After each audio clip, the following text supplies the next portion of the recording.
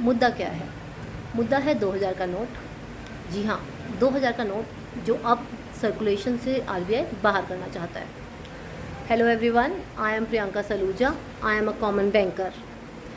I deal with public, right. आज हम बात करेंगे सिर्फ 2000 के नोट की, जिसको कि सरकार ने वापस ले लिया है, वापस लेना चाहा है, या वापस लेने की प्रक्रिया शुरू हो गई है।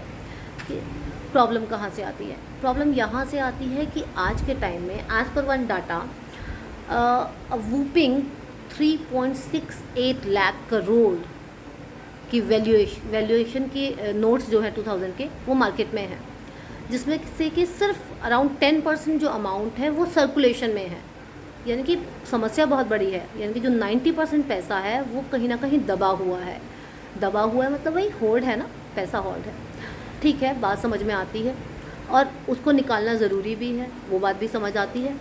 जब हमारा 2016 में डीमोनेटाइजेशन हुआ तो उस टाइम पे प्रॉब्लम कहाँ से आई थी ना? प्रॉब्लम यहीं से आई थी कि बहुत सारा पैसा जो है वो मार्केट में है, 1000 का और 500 का नोट है, और ब्लैक मनी को कर्व करना है जल्दी हमें। तो इसीलिए आरबीआई ने वो ऑन द स्पॉट में बहुत सडनली सा एक डिसीज़न ले लिया गया था। गवर्नमेंट ने हमारी बहुत सडन डिसीज़न ले लिया था, और होता भी ऐसा ही है।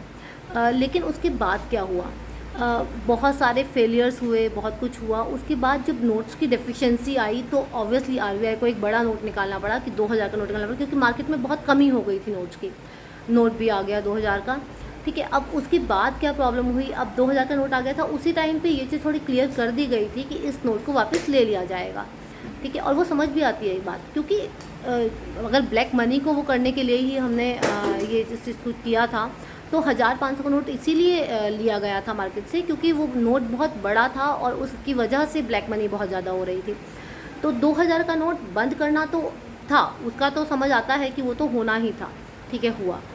लेकिन अब प्रॉब्लम कहाँ से आती है कि ये जो 2000 करोड़ का इतना बड़ा अमाउंट, जो अभी इतना बड़े सर्कुलेशन में नंबर जो है वो मार्केट में है, वो है किसके पास?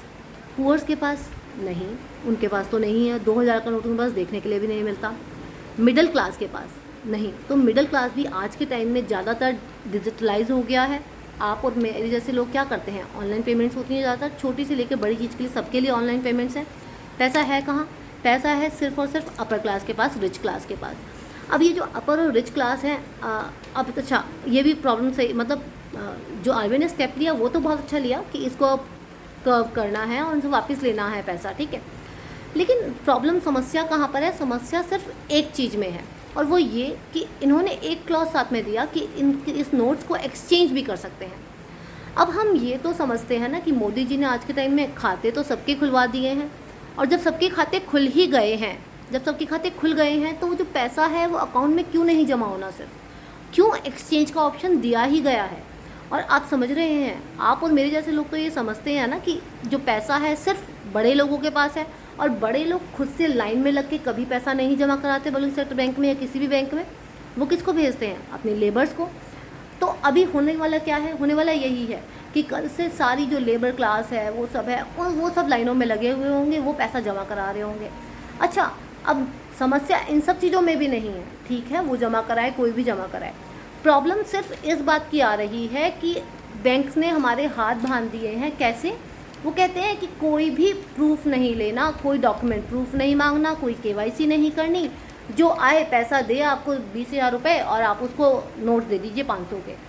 मतलब आप समझ रहे हैं कि इतना आसान बना दिया एक्सचेंज करना। अब पब्लिक को हम नहीं कह सकते हैं कि पहले आप केवाईसी करवाइए या अपना कोई डॉक्यूमेंट दीजिए। अब जब डॉक्यूमेंट देना ही नहीं है, कुछ करना ही नहीं है, तो कौन किसका पैसा जमा करा रहा है, कैसे, कहाँ से पैसा आ रहा है, वो तो पता ही नहीं चला ना। वो डाटा कहाँ से आया? वो डाटा कहाँ रहेगा? किसके पास है वो डाटा? कहीं नहीं है वो डाटा। तो प्रॉब्लम फिर वही आ गई कि अल्टीमेटली जो ब्लैक है ये सीधा सीधा करके ये भी वाइट हो जाएगी और कुछ नहीं पता चलेगा। और उसके बाद जब ऑडिट होगा बैंक्स में, तो ऑडिटर्स जो हैं वो सिर्फ और सिर्फ बैंकर्स को पकड़ेंगे कहीं ना कहीं कि ये पैसा, इतना पैसा यहाँ से कैसे आया, वहाँ से कैसे आया, इतना कैसे हो गया, उतना कैसे हो गया। और बहुत सारी फेक करेंसी भी आज के टाइम में मार्केट में आ चुकी है।